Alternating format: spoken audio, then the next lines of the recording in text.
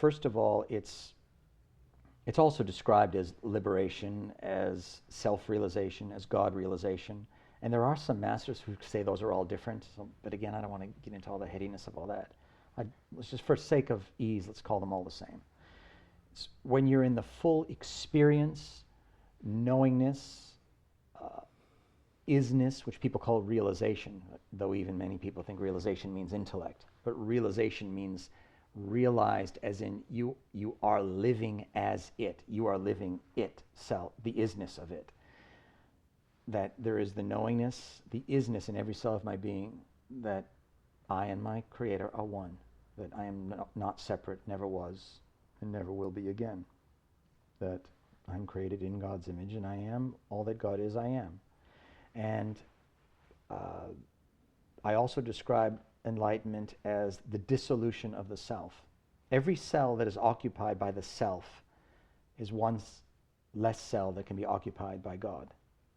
So all within us that is selfish, and I mean that in the highest sense, focused on the self, wants, needs, desires, well, let's say wants and desires, that's all focus on the self, which is empirically selfish. So every cell that is occupied by the self is one less cell that can be occupied by God.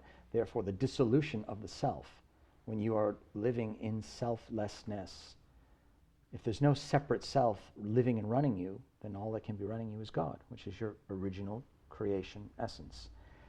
I also describe it in a way of saying that I use this expression like the 50-yard line, when the collective critical mass within one's own consciousness. Being molested by my mic here.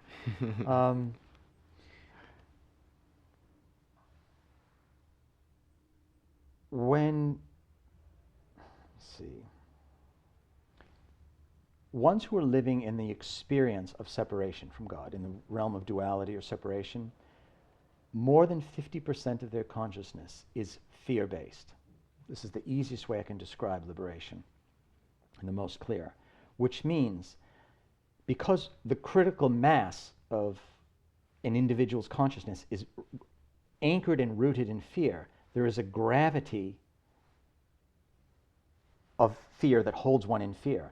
Now, even ones who are living in that experience can have moments of bliss, very extended, if they receive darshan or shaktipat or have an epiphany or have an encounter with a being, or even just in the dream time or in meditation or through sacred breathing, or all the many ways they happen. People can have moments of bliss, moments of that, what people call the oneness. I was everything, I knew everything, I was God. And at some point, it's going to end, because the critical mass of that person's consciousness is fear-based. And the gravity called fear pulls that person back in, and they're in fear again, even though they may not think it or call it fear. One who is liberated, the critical mass, anywhere from 50 plus decimal point up to 100%, that life, that consciousness on earth is anchored in unconditional love. Now, this is what's interesting. Enlightened people can still get angry, still have fears, can still have initiations, and do. However, because they've crossed this critical mass, like the 100th monkey principle within their own consciousness, they're anchored in love. So even independent of anything they do, that consciousness of love is the gravity that now binds them in their incarnation and will pull them back out of it. And of course, whatever facilities and skills they use make it happen more gracefully, more quickly, more easily.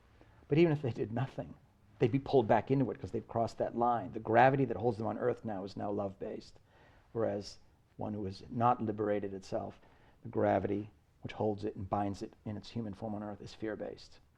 And that's why when people have those bliss experiences, they often get angry or devastated when it ends.